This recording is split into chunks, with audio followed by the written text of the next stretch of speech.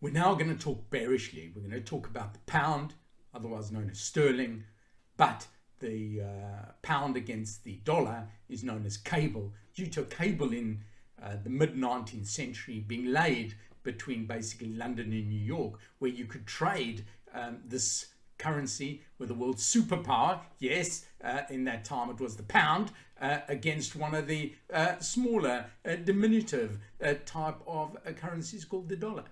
So the way we're going to analyze this is by looking at the ingredients that go in to making a currency what it is. Like when you walk in and you see a beautiful high tea, that's all presented to you on a visual basis.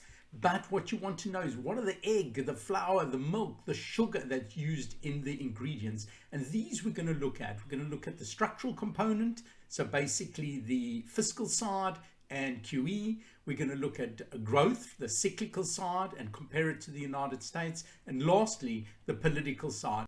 Okay, so let's look at the structural aspect. The first thing we're going to look at is using the IMF data, looking at the fiscal side. Well, there's absolutely no doubt that you can see that the United States is a little worse than the UK as a percentage of GDP this year, but basically they're neck and neck with each other.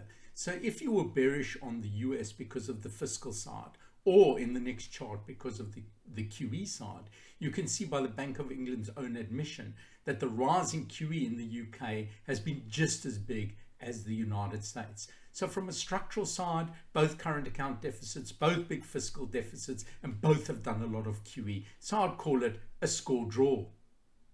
So let's now look at the cyclical side, and we'll use GDP as our example. And you can see from the IMF data that the UK growth has been much worse than the United States, although the bounce back is expected to be a bit bigger.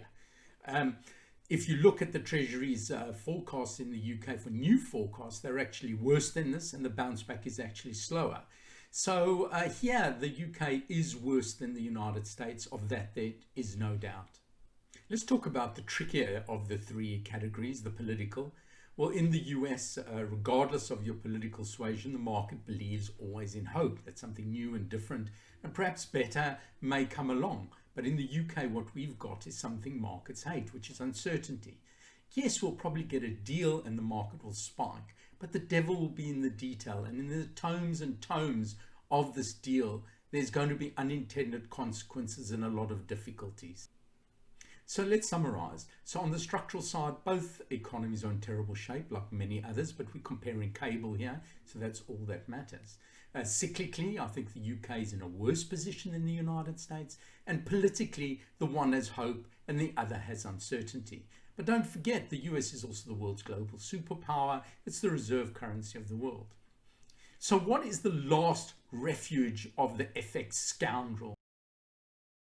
And that is, they'll tell you valuation. It's all priced in.